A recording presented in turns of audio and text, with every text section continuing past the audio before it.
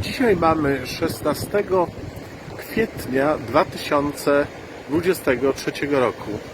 Jestem drugi dzień w Kołobrzegu, w sanatorium. Teraz dzisiaj po raz pierwszy poszedłem na plażę.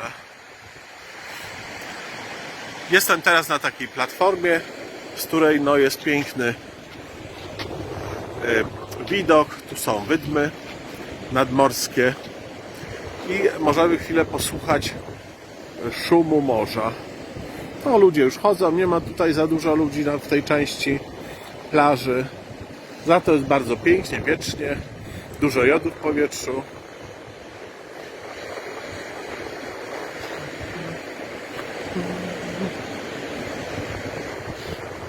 Taki króciutki film.